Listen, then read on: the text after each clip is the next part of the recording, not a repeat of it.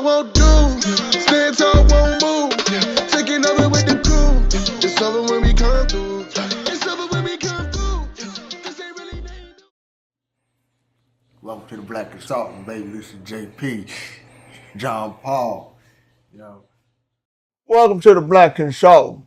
I'm JP, and today, ladies and gentlemen, we got a special treat for you guys. I got my boy, my man, Keith Edwards. He's a businessman. He owns his own club. He's owned his own restaurant. He got his own transportation business, and he also started his own Eduardo Leamon. So we gonna talk about a few things, and I'm gonna just let him go off and tell his side of the story. Thank you for having me. Anything? We won't name all the porn stuff, but we're gonna leave it. Keep this PG. But you basically got it all. Thank you, my brother. I was trying to clap for myself when you started talking, but I couldn't. You made it a little bit longer than what I expected, but we good. Yeah, that's good, man. So look, man, I appreciate you coming out and making time for this. It's not just about conversation. It's also about putting the blueprint out. So whatever it is that people want to do, they be able to do it, but they got to do it exactly the way you said it. Otherwise, they won't be quite successful at it.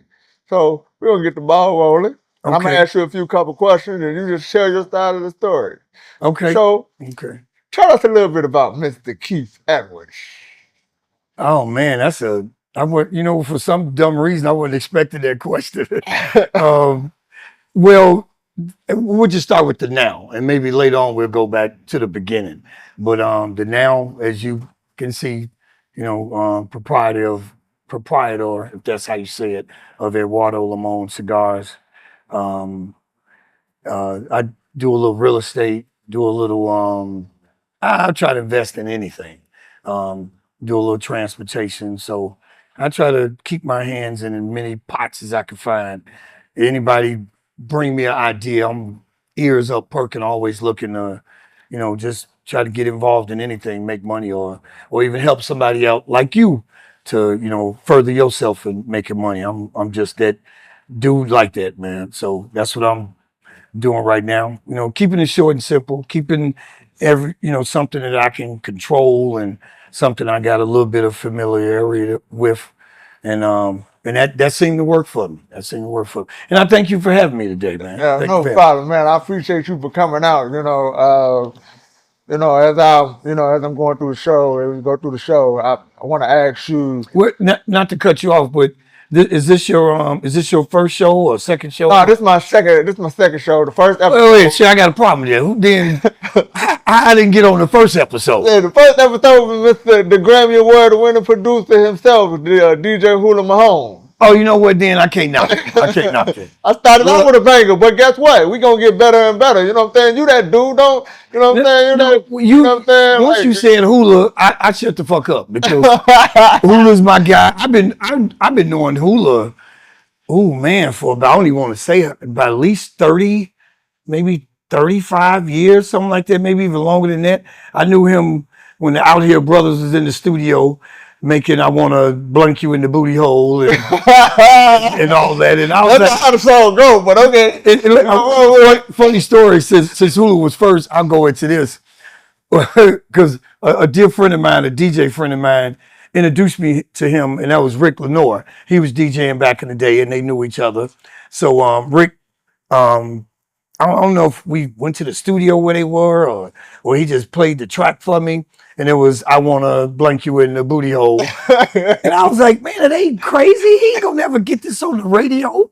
And I know if Hula watching this, he gonna be like, aha, I did, and he did. But I take the bet. He never got it on the radio, but he got it in the mix, and it became one of his biggest, house cuts ever. And along with of course, Fresh Prince and DJ Jazzy Jeff. No, that was just Will Smith when he did Summertime, which is still ASCAP and BMI, if you know anything about royalties, his biggest music ever. Yeah. So yeah, I love Hula. So I ain't mad at you for having Hula on first. That's a good choice. He's a lot more interested in me. I may be funnier, but he's more interesting. Yeah. I mean, when I started this show, I I had a conversation with Hula, and Hula's my guy, and I was, I believe I got the face of TV. It's one in entertainment. Maybe the face for radio. Yeah, you're a funny guy. You're a funny Just guy. joke. No. I mean, I'm gonna let but you have people it. tell me that all the time too. You got the face for radio, Yeah. and I don't take it as an insult. Yeah. That might be true. We can go with that. But and I was just trying to do something. I wanted to do something different. I didn't want to be a podcast that had just conversation. I wanted to be able to put something back and give information to the community or whatever it is they wanted to do. So moving along further along in the show, what I want to ask you is, about the club days. You was the big time promoter. I know you got some big time stories with famous people and working the club days. How did you get into that? And what made you get into that? And what age? And just how long you had it? And just what was it like? And was it a fun experience for you? How much time do we have? What's the time we're filming this? Keep rolling. Okay, now I'm just asking because I could fill up a whole episode of just how but I'll get into it. When I was 18 or 19, and this is long before you were born, I used to work for this company called Andy Frame. And whenever you went to a sporting event or any kind of baseball game or concert, Andy Frame was the ticket ushers, and they were the whatever. So anyway, I worked for Frame or Andy, what they used to call him, and a buddy of mine that also worked for Frame asked me to throw a Christmas party with them. I'm like, a Christmas party? Because I guess I just started working for them. And me and another dude, Steve Dorr, who was my buddy, he asked us to help him do a Christmas party. So we just said, okay, like some 18, 19-year-old stupids. And we got this place called Sawyer's, rented it out because Andy Frame had stopped doing a Christmas party for the employees. So he was a big wig with them. And he wanted to do, still wanted to keep the Christmas party stuff going along. So we did the Christmas party. We printed up some flyers. And instead of us just telling all the employees, we saw this as an opportunity, me and my buddy Steve. So we invited, a lot of people. We went out to the high schools. We were some shorties, and then went up to Kenwood, Whitney Young, telling some women we knew, and word spread around. We passing out flyers for about a week. We packed this place called Sawyer's, which is now they tore it down, and it's right around McCormick Place. Where McCormick Place is now, the Hyatt that's over there, where VU, the rooftop, it was like right around there. So, but they tore all that area down. So we threw this party there, had about 700 people there. At that time, paying like $5, $3,500 door if you do the math real quick. If Wyatt was here with us, he could break that down for you, but he's not. Shout out to Wyatt. So from there, we threw this party. Then me and my buddy Steve that had the itch to keep doing this, we told Carl Washington, still love you, Carl, but we're going to keep doing this and keep rolling with it. Carl didn't care. He went on his way, we went on our way. We just started throwing parties. About once a month, every couple of weeks. We did this for a year, made a buku money doing it. And then from there, we started working for nightclubs. And, after we did that for a couple of years, made a little name for ourselves. Then some nightclubs, which was at the time, the Wildlife. I know you ain't never heard of this place because it ain't on your radar. And so we started doing parties at the Wildlife. And then from there, the Wildlife wanted to go. It was a teeny bopper club that also became Heroes, E2, and The Click. Well, Heroes, The Click, and E2. And I was the entertainment person down there. We used to do a Thursday night to promote the weekends. So I just became a club promoter. From there, I became a bartender, kind of bar manager. So I was like, man, I want to own my own nightclub. And at the time, all my friends laughed at me because I was young. I was like 25 time I owned a nightclub. And remember, this is a long time ago with a young black man. They weren't giving you no liquor license because they thought we was all drug dealers. So, but I was like determined to get my own nightclub. found a building on Chicago Avenue in between Wells and some other street. Founded me and my buddy Richard Green, who was, he was younger than me, and we formed a friendship. Got this building, turned it into our first nightclub called The Comfort Zone. Have you ever heard of that? No. Okay. Well, if you were in your 50s now, if you're in your 50s now, you probably heard of it because it was a real popping place, from West Side, South Side, downtown, and it won a lot of black nightclub owners downtown. Matter of fact, we was probably the only one, so we had a lot of scrutiny with the police and the neighborhood, and it was a living hell. But we got it open. It had a big time grand opening. I had people there like Tony Braxton, Brian McKnight, Outkast, Intro, Chubb Rock, AMG. You had all the big names. Biggie, I had all of them. Biggie, Puffy, Biggie. all of them came through. Yeah, they tore up the club. We had a fight there when they was there. So What was your favorite, well, not to cut you off, but what was your favorite celebrity moment working in that club? What was your favorite celebrity? Probably Brian McKnight and Tony Braxton. Because Brian McKnight played basketball and I was a hooper too. So when he was doing the sound check, he was playing the drums or the keyboards. And I was like, damn, man, how tall are you? I didn't know from his music and videos, he was like 6'6".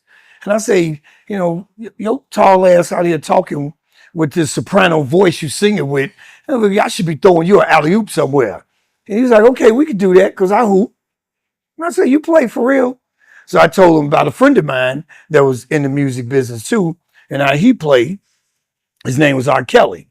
And he said, okay. So I said, we're going to get together and hoop one day. Then me and Rob played all the time. But Brian promised me we was going to hoop. Now, we never got a chance to actually play together, but we just talked a lot of shit like we did play against each other or will play against each other. Give us your thing. You mentioned the name R. Kelly, one of the, hands down, we can't take nothing from him. Can't take it away from him. One of the greatest songwriters of all time, and the songwriter of his time. Of his time, easily the greatest of all of music, and that includes Black, White, Beatles, Stevie Wonder. He right up there with them. Rod Templeton, who writes a lot of music for everybody. Rob is easily modern day best songwriter. Locked up or free. So listen, I know you were real good friends with him. So just talk about how that relationship with Rob transpired and how you became good friends with one of the great. When he was first on his first CD, I can't remember the name of it. Well, whoever watches this, they will remember whatever his first CD was. But when he was trying to get it out and getting it popping, before I owned my first nightclub, I guess my first nightclub wasn't the Comfort Zone. It was a place called LaSalle Club. And that's when he was trying to get his music out. So we said, hey, man, another good friend of mine, Don Davis, who was like in charge of like getting all the acts and getting us all the, whatever people to perform for us. He said, man, I got this dude from here, R. Kelly. And I had heard about him and knew about him, but I didn't know him personally. But he got him to kick off with his group to perform there, and they did a great job. And we talking after the show, and I'm like, man, this is pretty cool. And make long story short, he said he hoop. I'm like, man, I hoop too. Come on, let's go play some ball. So every night, late night, we used to get together and play basketball on 18th and State, and I think that little whole court is still there. So we just started playing ball, hanging out, doing what we do. Sometimes I go in the studio with him and, just sit there like a goofy, watching him be the genius that he was, just write a song on some paper, going in the lab, playing all the music, recording it in about 30 minutes. You wrote a song for Mike. You wrote a song. He did. Jackson. He did. You know what I'm saying? Like you can't say that man not up there. You right there. He wrote You Were Not Alone. Yeah, he did. And I remember when he did it. It was, and to this day, probably one of his biggest hits, if it ain't his biggest. Because Mike could get you the residual money. Before we get Cool. We got a lot of good stuff up here. I know we got a lot of good stuff. We got a lot of good stuff. Oh yeah, we got We got a lot of good stuff. But before we get into what's up here, I want you to talk about some of the good people or some people that you met, because it was you went from one school and you went to another school, and at the second school that you went to, you met a lot of good people and some great people. If I'm not mistaken, DJ Fiery or somebody like that. Yeah. When you Farley, went to Steve. second school, just talk about what transpired, that why you went from one school to the next, and then over the course of your life, where you was able to become big shot on your own club and stuff like that. You was I would never say I never describe myself as big shot, but I'll take your accolades. So let's talk about that and what transpired with that, because I know that going from one school to the next, and then you look back at further along in your life, you was able to do some pretty good things. So talk about that a little bit. Okay, I really don't understand that question, but I think I know what you're trying to say. When you say schools, you mean Like you went from one school and you went to another school, second school. You got went from the first school. okay? I'm even more confused now, but I'll just jump in there. Well, my relationship. Okay, the producer just took a spill. I'm glad y'all can't see the camera that way. Well, how I met Steve Hurley, Farley, and had a friendship with them, and still a big friendship to this very day. Actually, I don't even remember where and when I actually met Farley. I think I knew Steve Hurley first, because when we first started throwing teenage parties, Steve was the DJ that I knew. And then he turned me on to Eric E.T. Taylor, who was a house DJ back then. But now Eric has transitioned, as you say, from school to school, and now he a steppers DJ. He probably still do house too, but he done made his bones now doing, popular stepper sets. And I just seen Eric recently, real cool. So we still cool. I hadn't seen him in like over a decade, but then they in turn, some kind of way introduced me to Farley, and me and Farley became, real quick big friends. Because at the time Farley was just how can I say this? He was my idol, but he was also an idiot. He just Don't talk about the man that complimented. I can do that though. I can do that though. Talk about me. Come on, man. No, I can say that about him because we get down like that. A lot of people don't know this, but me and Farley lived together. I was in his wedding. He was in my wedding. We were like brothers like that, and we still are. We still talk all the time. He'll DJ for me whenever we call him to Eduardo Leamon. I'm gonna keep pointing up at the sign. Finest cigars anywhere. So, we always been cool. He introduced me to a lot of other DJs, like how I met Ron Hardy and Frankie Knuckles, and then he introduced me to Andre Hatchett. So me and him got a history that just that goes deeper than music. I've watched his kids be born. He know my ex-wives.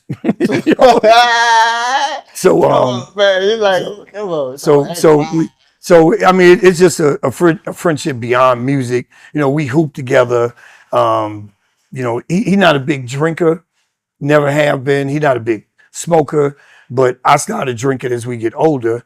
So I would drink and he would just sit there and talk. And when I called Farley, my friend, an idiot, he ain't gonna take that personally, because if you know him for real, like I know him, man, and then he'll probably tell you the same thing. The Skoll brother, that's his nickname for me, Skoll, and he called me an idiot too. And so we can do that. We can do that. So that's all. That's as far as coming up in grammar school. That's all. Now I ain't know him that long. We're no grammar school now.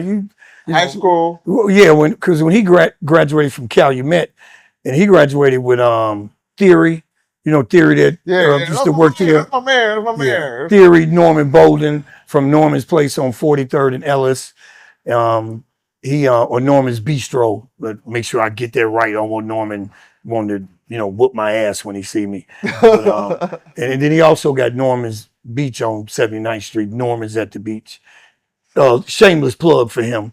But yeah, so that's kind of how I met all of them. And Norman, I don't know if you know Norman personally, but he was my radio salesperson with GCI back in the day. And we formed a friendship too. And that's how me, him, Farley, and Theory. I didn't really know Theory back then. I kind of met Theory at Bogies, but I just knew of him because in his mind, he was like the great Black Hope. Right. Yeah. And then also he say that to himself. Like he'll say that to himself. And also back then, a guy that I met that was like on top of his game, and you might be surprised at this. I don't know if you ever heard this. Was Grover? You know, Oh, Grover. yeah, that's my man. That's another you naming names like, come on, man, that's my man. Yeah, but Grover back in the day had an organization, him and Kurt, called 601, and they did these real bougie events, these real bougie parties, and everybody on the A list in Chicago would always attend their parties for at 601. So that was something that was, Grover was that dude back then. Yeah.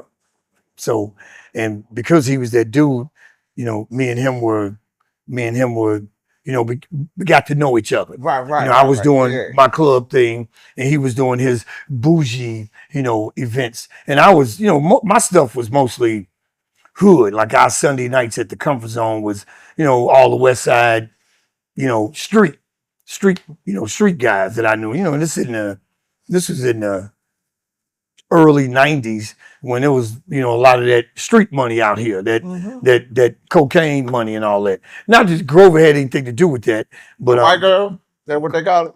What'd you call The white girl? Yeah, White girl? that too. So yeah, that's where I met Grover, and Grover introduced me to a whole new world of bougie soirees, because him and Kurt with 601 was doing some, big time things. I used to go to their events, and they used to dumb it down and come to my hood stuff too. Right. Grover was there the night that Biggie and them had to fight and the club got tore up. Okay, right. Talk about that. Okay. But yeah, man. So I don't know if that answered your question about Farley, Steve, and all my buddies right then. Yeah. Okay. So that's how I got it. We gonna get, cause we got so much beautifulness sitting at this table right here. I mean, it's just it's beautiful. So we're gonna get into what's on the table, and Eduardo Leamon and what it means, and what Eduardo Leamon is, and how that came about, and what transpired that. So I'm gonna smoke this house cigar. I'm gonna grab mine. Okay, well, first off, I'm gonna give you a little history about our house cigar. As you can see from TV, I don't know if that's a good close up, but this is a 4-blend cigar, specialty stick. You get Maduro, Habano, Connecticut, and Condensate all in here. So you get 4 flavors as you're smoking this. This is my favorite stick. I don't know if you ever had it, but if you haven't, you're gonna light it up now and let the audience see you blaze up. And your lighter don't work. Great time for your lighter not to work. I pulled it up. And he asked you, Jeremy asked you if your lighter worked. I put it up. Hey, I promise you. Did anybody give us a lighter? I promise you. You know what? This is not a technical difficulties I meant to make happen. Wyatt, can you walk around here? And I need you to sit down for a second. So I need a light though. You just come on over here and sit down. You may have to talk loud because this is Wyatt, everybody. I don't know if y'all gonna be able to hear him. But when the producer tells you before in pre-production, and you're going to eventually start one of these yourself because you're a very intelligent brother, ask you, do y'all have everything on the table? You got your lighter, you got your drink, you got your phone, you got some cigars you want to talk about. And our gracious host says yes. And then when it come time for it, you got to bring him a goddamn lighter. First off, what do you say to him? Hey man, this is what the show is all about, baby. This is all the show is. This is what I want to know what you would say to him. This is what goes on in the cigar. If you in my position, what would you say to him? This is what happened. Say, I know it's your show, but you fucking jackalope. You not asking me for your shit. I did, and here's the funny part. I did. I knew you were gonna say that. That's why I called you to say it, because I thought it would be rude of me. I said, I'm gonna get somebody over here that can express my words. But I did. I filled it up because it wasn't working. I put fluid in it, and it just is what it is. Okay. But look, it makes the show great. It's funny. It is what it is. But Jeremy fell out the goddamn chair. Thank you, Ryan, for bringing me a lighter. You're welcome, Jeremy. Are you lit? Are you lit up? I'm lit, and I am lit, and we're gonna continue this on, and we're gonna keep moving. And this is what the show is all about. So, well, while you getting your, okay, we got smoke now. We good. Because here's the funny thing. The reason I wanted to bring Wyatt over, because me and him have been discussing, maybe off and on for about the last year, about doing a podcast like this. Yeah. So watching you, and we're going to give you your flowers while you're alive. Watching you kind of inspiring us to, man, we can do this. Yeah, most definitely. We can do this. Most definitely. You know what I'm saying? We're very proud to see you take this step. Yeah. We all look at you like a brother, or, you know, in that aspect. And we're happy to see your growth and take these steps forward, man, to putting this together. That's dope as hell. yeah, And then at your age, with what you doing, dude, man, you know, and I'm gonna tell you this: don't listen to people. Facts. If you had your question that you wanted to ask me something, you know, how do you go by, you know, like you always say, what's your slogan for your slogan? kill outside noise. Kill outside noise. You want to kill a whole lot of outside noise. Don't listen to nobody tell you, man, don't do that. That ain't gonna work. Woo wop de whoop. Man, is this are we PG or is this? No, it's going on YouTube. It's what it is. Okay, so I can say fuck them, You can say whatever you like. because I like to use the word fuck them. Yeah, So go ahead. tell people fuck them as much as you can, or fuck you, fuck them. Like Jermaine just walked in. He's a prime example of somebody to say fuck him. Damn! No, but I love Jermaine. I wore this. Matter of fact, I bought this T-shirt today because of Jermaine and wore it because I knew I was gonna see him, and I knew I was gonna see what. I also bought me some shorts, and when I tried them on, I was like, "Damn, these would be Wyatt's approved." Not these, but I got them. When I wear them, you're gonna be like, "Them must be the shorts he talked about." All right. Now we did went left. But let's Okay, we went a little left. Well, we bring it back. Let's go back because we was talking about the beautifulness of here. But I want you to talk about Eduardo Leamon, how you got that started, what transpired, and how you met Brian. May he rest in peace. Hey, thanks, man. You're gonna see us soon. We're in the fall. Coming, showing your face. But let's talk about what transpired with Eduardo Leamon, how you met Brian, what was your relationship with Brian, man. You know, that's my boy. May he rest in peace. And My boy too. Much, very dearly. But let's talk about Brian for a little bit and what transpired there. Well, we met from just I kind of always knew him, and he kind of always knew me, because like I said, when I was a shorty, I was throwing events, and y'all gone, man? No, I need to go to my car. Oh, okay. No, I need to get my cigar. This is really live, but he can edit that out. But what was the question? Oh, what transpired the relationship with Brian, and how did? Because I know this was Brian's second shop. He had shop. Okay, I got it. I'm back now. So let's talk about Eduardo Leamon. How did you get the name of Eduardo Leamon? Because funny thing I found out yesterday was that EL's is Erica's, his sister's initial. So talk about the transpiring with Okay, got you. Erica, your sister. It's a long-winded, but three-part question there, but I got it. You asked a whole lot of shit up in there that I'm trying to. I feel like I'm talking to Stephen A. Smith. You just ain't yelling at me right now. What? So I'm trying to condense it. Okay, I got you. So to answer your question, Brian had a cigar shop in the South Loop called Coco's or Cacaos, some with some K's in it or something like that. And a buddy of mine named Errol took me down there, or Errol, however you say his name, took me down there and he said, man, I got a buddy to open up a joint in the South Loop. And this was, God, it had to be 2011, maybe. Because I know it's gonna be 14 years in April. 14 Yeah. years. So yeah, this had to be maybe 2010, 11, something like that. I'm not sure. So I went down there a few times and me and him saw each other. I'm like, man, I know you. And he's like, I know you too.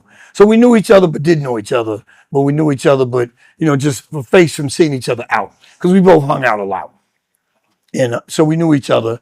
And then I was like, man, I like your shop, yada, yada. So I used to go down there and smoke. And then one day I went down there and it was closed. And I didn't have his phone number, so I had no way to get in contact with him. So make a long story short, because all my stories are long.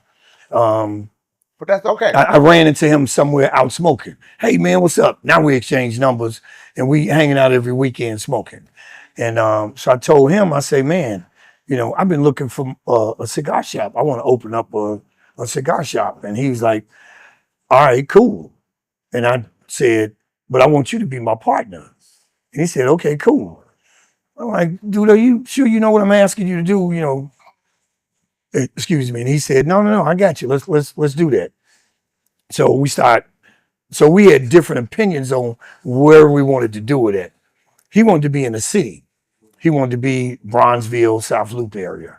I wasn't really feeling that because I was tired of doing business with City Hall in the city of Chicago. So I had a different vision. I said, man, I'm looking for something out in the suburbs. So, we was looking at both.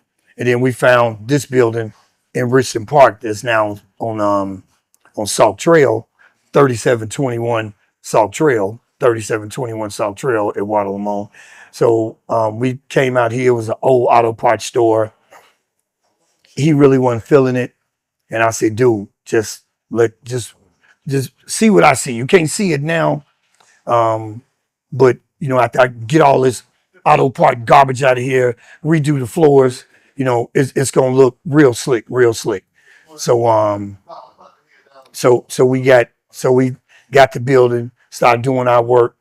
So now we started doing the work and and then we put it together, put the humidor, bathrooms, the floors, built a little countertop bar, 2 rooms, woo wop the whoop.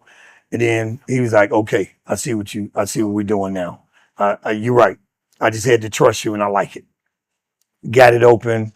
He was the cigar wizard. My job was to get people in here. We both did that, built it up. I had to take a break because I had to stop smoking for years. So I stepped away. And he kept it going. And then when he left us, I stepped back into it. And that was 3 years ago. And now we still rolling 13, going on 14 years later. Talk about the Eduardo Leamon. Talk about the name. About that. Man. We wanted something that sounded like we were from South America. We wanted something that represented, like Dominican or people just walking in front of the cameras. We're gonna edit that. So we wanted something that had a South American type of feel to it. Because that's where all the tobacco comes from, Dominican Republic, Nicaragua, Cuba, countries like that. So we wanted something that could relate to that some kind of way. So my last name is Edwards. Edwards in Spanish is Eduardo. And I used to be in the daycare business when I was married. So daycares are still there too. They ain't got rid of them. But and Leslie, who worked at the daycare, she's a Hispanic woman that was our administrative person. She used to call me Senor Eduardo. So that's where I got the name Eduardo from. Leamon was Brian's middle name. So that was Eduardo Leamon. And then it was also his sister, first middle name, the L, Levon. So that's what we got. That's where the name Eduardo Leamon came from. Eduardo Leamon cigars. So when we first opened up, people online, they see the name and like, man, these Negroes ain't from Cuba. They from 63rd and Calumet. Where they get this Eduardo Leamon from? Then they see who we are. They be like, what does that mean? You ain't Eduardo and you ain't Leamon. They're like, yeah, well, really we are. That's our names, whether you believe it or not. We're going to edit that part out too. And he's standing right in front of the camera. And dude, there it is on the table right there. But we going to edit that out. He got 3 of them going. And we're going to edit that part out too. But you got any black like cigar brands that I'm glad you asked. We have one sitting right here on the table. Talk with. Now I'll say this: we have one that we will be carrying that we don't have in stock right now. It's Misty. So any of y'all know Misty, great lady from this area, from Chicago. She has a fantastic cigar. We just don't have it pictured on the table right now. But if you ever stop in here when this actually gets out, we will be carrying it. But what we do have is my man Alex and Steve, their cigar, the Breaks. This one is my friend, and he got a Maduro. That's a Lancero Habano or something like that. But his Maduro like that with the torpedo ending, really, really good. I really like that. And then our own blend, which you have yours lit up now because you have a lighter. We're gonna go back to that. Okay. This is our own one, with the 4 leaves. We call it a beautiful leaf in Spanish. That's our house stick. And then also right here we got the new Vahaje Summerfest. So if you're in here for the summertime, it's good year round, but they only put this out at a certain time of year, and that's now. Vahaje is like probably one of our number one cigar makers right now. So we got that. If you're a Vahaje friend, we got like a litany of them inside our humidor. We got our own, we got Alexi, Misty. So we got black Chicago people doing their own thing, putting out really good product, and we like to carry them. And we also, by the time you get this out here, dude, you gonna be big time and they're gonna be big time, and you won't be able to get them on your own show back then. By that time. That's right. That's the goal. So we're gonna keep the show moving. I'm gonna try to get this to an end and get it to a wrap up. But let's talk about because you mentioned that you had to take a break for a couple years. Blood clots will make you do that. Okay. Ain't nothing to play with. But somehow in the process, you got this hustler ambition. So let's talk about this restaurant that you ended. You took a break, but you didn't take a break. You ended up with a restaurant. Ended up with a restaurant. So let's talk about that. What were some of the best dishes and what transpired having your own restaurant? Well, I always wanted to open a restaurant.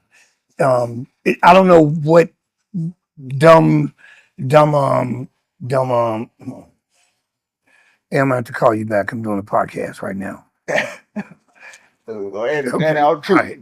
In the meantime, let me grab this. Yeah, there you go. Put your hand straight next to you. He gonna have a lot of editing from this shit. You gonna really test his editing skills. A lot of editing, and I do mean it. So yeah. What were we saying? We were talking about the restaurant. And talking about the restaurant. Okay, so yeah, I was telling you that I always wanted to open up a restaurant, and I always wanted it to be a breakfast place because I have a fetish for cooking breakfast food. My kids really built my head up being a cheerleader. Like, Daddy, can you make us some shrimp and grits? Can you make your pancakes, your French toast, or blah blah blah, or your biscuits and gravy? So I always had just a burning desire to open up a breakfast restaurant. So when I had to step away from this and what you doing, smoking, I just said, man, now's the time I'm gonna get my breakfast restaurant together. So found me a place on the north side, opened it up, which I never have a problem finding a place because I have just a magician in the back of That my. seems to be something you're good at. Yeah, it is. It is. Thank you for acknowledging. So yeah, open up that, and you know, so I had some good people working for me, Javier, Lance, and good chefs, and I did that for about 3 years, and then ran into COVID, and like COVID does, it took a lot of stuff out of it took out and I always say it's going to take out the weak, and it did. Okay. It took me down. But you ended up being able to move forward because you now have this transportation business. Yeah, I was a benefactor of that. I must say. So, Yeah. so let's talk about that a little bit. You know, what made you have that transportation business? Well, just walked into it. Some people told me it might be something good to get into. Looked into it. Made some phone calls. Put out some feelers. Was able to you know, pick up some business. And after the years, that turned into a little bit more and a little bit more and a little bit more. Me meeting you, you driving for me, and it just rolled around like anything. You know, if you really want to do something, man, just do it. And don't listen to nobody telling you. And here's my advice to you, and my advice to anybody listening: don't listen to the naysayers. Keep what's your thing? Kill outside noise. Kill outside noise. Don't, because people will tell you what they want you to do, or give you advice on how you should do something. Listen to this and listen to your own self, and do that. And don't. I mean, you can listen to people and be mindful that they may be wiser than you, but still, man, you young. Follow what's up here and what's up there, and do that. So, and that's what I do. I keep that along with anything. I don't care. And I've had people call me a serial entrepreneur because I just can't do one thing. I always got to do two or three. Like I do real estate. I try to flip cribs. And so I try to keep some kind of income coming in at all times. Maybe by the time you get this online and up, I would have opened up a cannabis lounge with our dear buddy Sam, Big Sam. Well, you know him from the firefighting business. So I'm always trying to talk to anybody with an idea. Even Jeremy, the super producer, super bad brother from the south suburbs or wherever he grew up.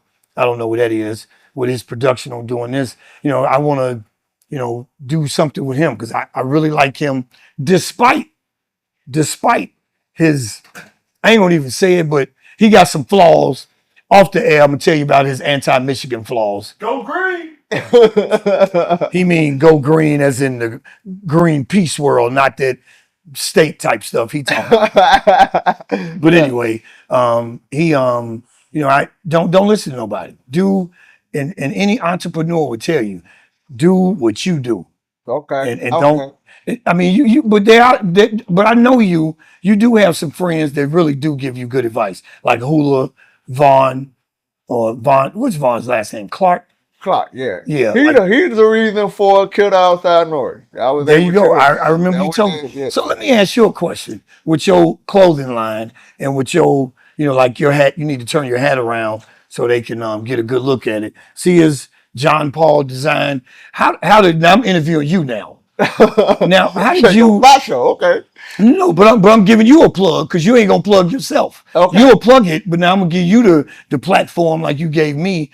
How did you get into the clothing line, and what made you think of, Well, I wanna do a clothing line? Where did that come from? I've always been small most of my life. I was born a And I'm with you there. I'm not a big guy. I was born a preemie, and so I struggled a lot through high school, and I got picked on.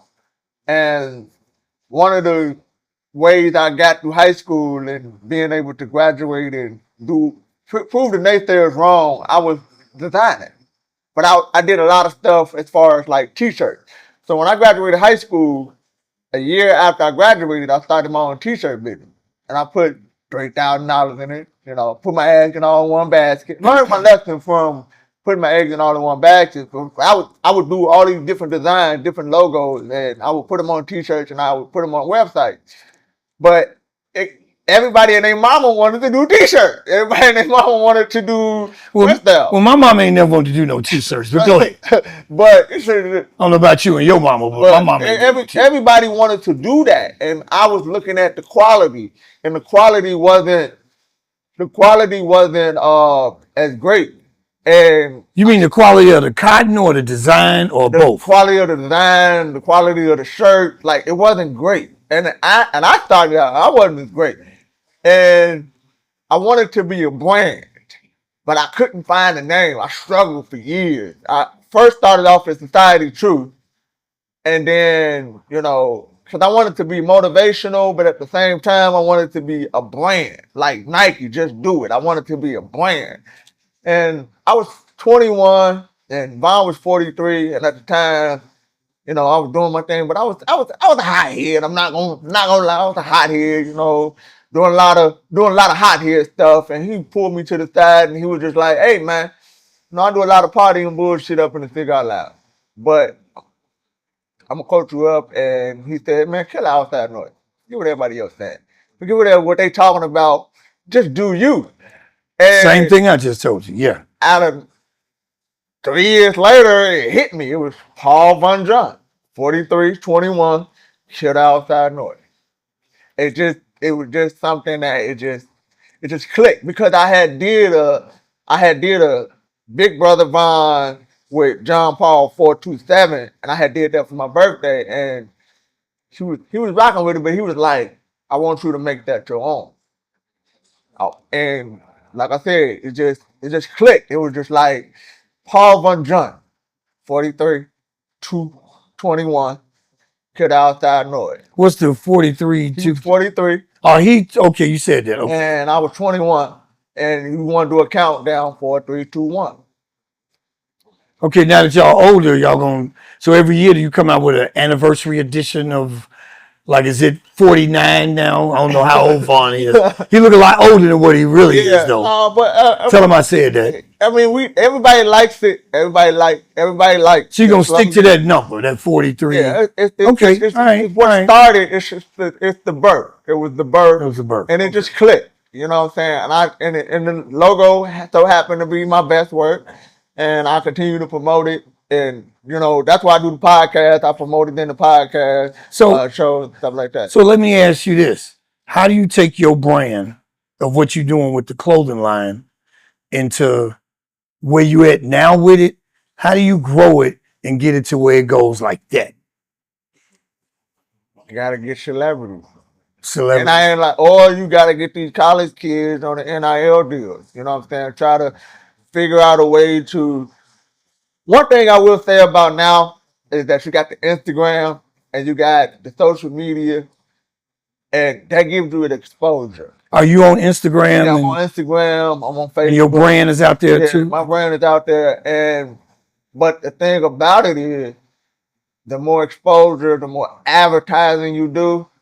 Like, if I just see Andrew Reese one day and I just hand her and she wear it at the press conference, or if I see Mahomes and he wear it at the, just wearing it. Like, you have to, the more big names with that, the more big names you get and other people seeing it, it's like, okay, I want that.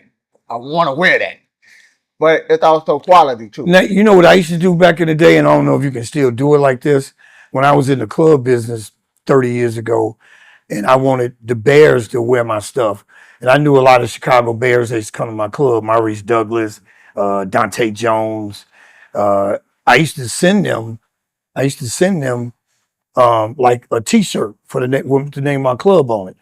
And they would wear it. They would always, I used to get mad because they wouldn't wear it when the camera was on. They'd wear it when they're in the locker room working out. I'm like, Mo, put the T-shirt on when you going to do an interview. But so that's something you might want to enhance, and you got to get it in their hands. You got to get, going, like somebody like Angel Reese, you mentioned her, go on her page and post it. Post it with you on there, post it on her page. And if she reposted, now you got something. Or send it to her. You know, find out who her manager is and send her a boatload of your stuff. I don't know, do you do female clothing? Yeah. Or the t-shirts for females? It's unisex too, so I do Exactly. that. Well, I don't know any unisex people, but you keep it just, you know. Unisex means both male and female. I know what it means, but I'm just saying I don't know any unisex people. Oh. I know men and women. The in-between party, you know. But that's a good market though. Yeah. But send her you know, get her address and send it to her. Even if you send it to the Chicago Sky and they get it to her. You know, they get mail. I used to do that. Yeah. I used to do it. But nowadays it's a little bit different because, you know, Right. things have changed. Yeah. That's the old school way of how we did it. Because when I was doing this, there was no Facebook, Instagram, Snapchat, Pornhub, or none of that. Why you gotta bring up porn? You just brought up porn like so many times. See, I brought up porn home in the pre-production meeting. I ain't said nothing about it since we've been on the air. Now you telling the people that you that fan, that freaky ass, and you know, ninja. Look. I'm not. I got the body, but I ain't like that. You know what I'm saying? But You know what? And I am noticing, because you have mentioned that. I am noticing you've been working about. You got the little guns. You got the little. You working on your horseshoe. You know, I'm noticing that, man. I see you. I see you in your tank top. I see you. Let's go ahead and kind of just wrap this up. I got a couple more questions for you. I enjoyed interviewing you, but go ahead. Yeah. I gotta take over back my show. This is the Black Consultant, everybody. I'm your boy JP. But this is what I like to do. I like this. You know what I'm saying? It's not just about conversation. Because sometimes we forget conversation. It's about putting information out. So whatever it is that you want to do, you have the ability and the resources to do it. So let's get back to what I was talking about. When you met me, you know, you probably didn't want to deal with me. You probably like, man, this young fella, he's hot here. But what transpired you know, just taking a chance out on me, you know, giving me some work, just working with me, and did you see yourself in me, or was it just something that you just wanted to do, or how you felt? How you show me how you really feel about it? Well, I liked your energy, and I'm a big per se of just being around good people, because I have a lot of friends, but because I know a lot of people. But my close circle of friends is people that I perceive that have good energy, a good heart, and if you got a good mind, a good heart, and good energy, then I'm gonna gravitate toward that. You know, no matter who it is, whether it's business people, people you just meet, people you walk around with, see every day, people you meet on the street. That's how I determine. So when I met you, you had a lot of energy, and you seemed like you had a good heart. You weren't trying to do nobody harm. You weren't no stick up, credit card scam. Because you being a younger brother, I'm leery about younger people, especially in your age bracket, in their 20s. Man, I ain't got time for that. But if I see somebody that's trying to do something, that's talking about doing something, that's got a desire to better themselves with the right job, career, or hustle, man, I'm gonna try to help you out. I'm gonna try to talk to you. I'm gonna try to, if I can, financially help you get to a place you need to get to, by telling you stuff like improve your credit. If you need a loan to make something happen, and this ain't saying come to me and borrow some money, but it is. But if you need to get somewhere in life, and and I saw that in you. So I'm like, I'll extend out an arm and a handshake and anything I can to do to help you grow. And now there's plenty of people I see, and hey man, keep it moving. But with you, it wasn't keep it moving. It was like, let me hear these great ideas you have for this clothing line and this and that. And you come up with some stuff. Even when you came up with this, I was like, eh. But I saw you was going when you filmed your first one with Hula. I said Hulu, but Hula. And I said, okay, I can see this, man. I'd be a guest. I'd be a guest. I don't know if it was the right decision asking me to come on be a guest, because I don't find me interesting. I find me good looking, but not interesting. Right decision, because as I was talking to people, and as I sit back over the course of the years, I don't be here as much as I used to, but I used to sit back and I used to listen, and I'm like, this man, a good businessman. I mean, he knows. We all businessmen. Right. Everybody's a businessman. It's just what makes you a successful businessman. That's the difference. And you But are everybody a businessman. quite. You have been quite successful with the. But I didn't- That's the difference between, and that's why I wanted to learn from you, because I have a lot of failures in business, And I do You too. got- I you do got too. Quite success. Dude, I got more businesses that failed than that made it. I would have never thought when I opened up this place, the cigar lounge, that it would be here 14 years later. You know, my daycare has been there 20 years, this 14. But in that time, I done had a whole bunch of stuff that grand open it, grand close it. So, dude, don't get it twisted. Don't look at this and go, oh man, he's successful. I got like the restaurant, grand open it, grand close it. I ain't gonna even go through all the other junk. But you got to swing, and you got to be brave enough and bad enough to swing to miss. And if you don't take the swing, you ain't gonna never get nowhere. So you taking the swing, and this may not work. This may not be where you see yourself, or where you gonna be at 10, 20, 30 years down the line. Because 30 years ago, if you'd have told me I'd have been here doing this, I'd have been like, man, please. You know, I'm trying to, because I didn't see myself there. But so wherever you at, it ain't where you at, it's where you're gonna wind up. Right. So whatever you're doing now, if you can take this and grow it, that's a beautiful thing. But you may not know what that is, because your legacy it may not be getting written now. You may be doing the groundwork for it, but always be conscious of how you want to be perceived years from now. And I've always been conscious of that, of how I want to be perceived years from now. And even now, I move around with the idea that I want to be known as a good person. I want to be known as the person that helped out John Paul, that helped out Jeremy, that helped out, I don't know, Sam or anybody. I want to be that dude. I don't want to be that dude that, oh man, that motherfucker asshole. I couldn't go to him and talk to him about shit because he ain't gonna receive it. He ain't gonna help me. Right. And I'm an old school guy because I'm older than you, first of all. So I'm gonna be that old school dude. But We can see that, sir. okay, I ain't say all that now. I ain't walking around here on the cane with gray hair and all that. Now, all right, go Just back. because I got wear linen suits on the weekend don't mean I'm an old school dude. But I know I've been saying I'm gonna wrap this up, and I've been sounding like a pastor, but that's neither here nor there. I got You is not a pastor with that drink in your hand and a cigar in your hand. But we're gonna keep this thing rolling because I do want to wrap this up. But I All right. got a couple more questions I want to ask you. As a businessman, One more, we gotta go. Yeah, Yes. we're running over time. yes, Production got to move What out. I wanted to ask you was this: if you could tell your younger self of all the things that you've been through, business adventures, what would you tell your younger self? And would you do anything different? And what would you tell a 29-year-old trying to get into what you're trying to do and get and be to that level of success?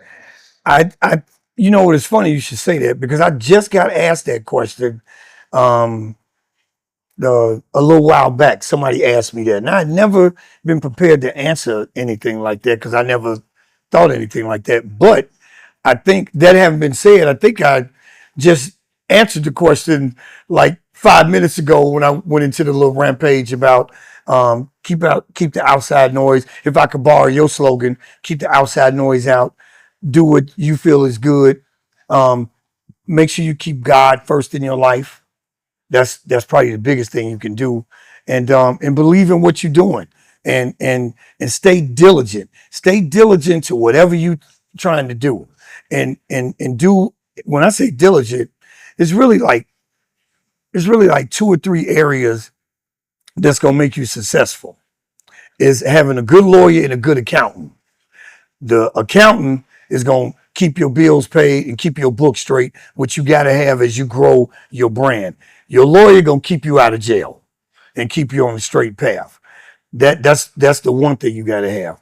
Another thing you got to have is just the mindset that I'm not arrogant enough, or I'm not arrogant to the extreme that I won't listen to people. Listen to wiser people give you advice or take their advice. I'm not that arrogant that you got to do what you want to do because you got to do what you feel is right, but still take advice from people. And then always have you a good administrative assistant. Because the one thing that I find that weakens me that I would have told myself at 29 or even yourself is make sure you don't be afraid to delegate. To delegate small stuff like that. So that's something that you got to do. So that's really the only advice I can give you. Advice I can give you. What would you tell your younger self? That what I just said. Okay. I would tell you that and tell it to a young. Well, in the words of when we come to an end, that's all, folks. And thank you for coming out and watching the Black Consultant. It's not just about conversation. It's about putting things out and information out to whatever it is that you want to do. You can be able to do it and have the resources. Click, like, and subscribe to the channel. I'm JP. Thank you for coming out. Thank you for having me, man. Edward. Me and my graffiti shorts are peace out now. When y'all come out to Eduardo Leamon, make sure y'all get y'all cigars. It's a 2 cigar minimum, by the way. All right, we supposed to stand up now? Is that what we're doing? Is that it? We out, Jay? We out.